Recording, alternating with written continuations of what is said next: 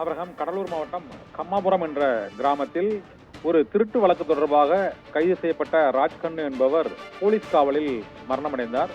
இருளர் சமூகத்தைச் சேர்ந்த ராஜ்கண்ணுவின் மரணம் தொடர்பாக அவரது மனைவி மற்றும் உறவினர்கள் நீதிமன்றத்தில் வழக்கு தொடர்ந்தனர். இதற்கிடையே இந்த திரைப்படம் தொடர்ந்த உண்மை சம்பவத்தை பின்னணியாக வைத்து ஜெய்பீம் என்ற திரைப்படம் வெளியானது.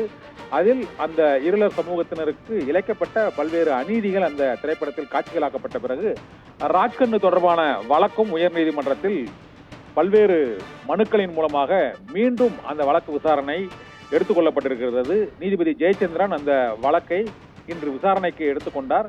இந்த மனுவானது போலீஸ் காவலில் உயிரிழந்ததாக கூறப்படும் ராஜ்கண்ணுவின் சகோதரி மகன் குளஞ்சியப்பன் என்பவர் தங்களது குடும்பத்தினருக்கு அரசு வேலை மற்றும் கூடுதல் இழப்பீடு வழங்க வேண்டும் என்று கோரி இந்த வழக்கை தொடர்ந்திருந்தார். இந்த வழக்கை விசாரித்த நீதிபதி உரிய இழப்பீடு வழங்கப்பட்டு விட்டதா என்ற கேள்வியை தமிழக அரசுக்கு எழுப்பினார். அப்போது ஏற்கனவே உயிரிழந்த ராஜ்கண்ணுவின் மனைவிக்கு இழப்பீடு வழங்கப்பட்டிருக்கிறது என்று பதில் மனுவை தாக்கல் செய்தனர். இந்த சூழ்நிலையில்தான் குளஞ்சியப்பன் சார்பாக தாக்கல் செய்த மனுவில் தங்களது குடும்பத்தில் ஒருவருக்கு அரசு வேலையும் கூடுதல் இழப்பீடும் வழங்க வேண்டும் என்று கோரப்பட்டது.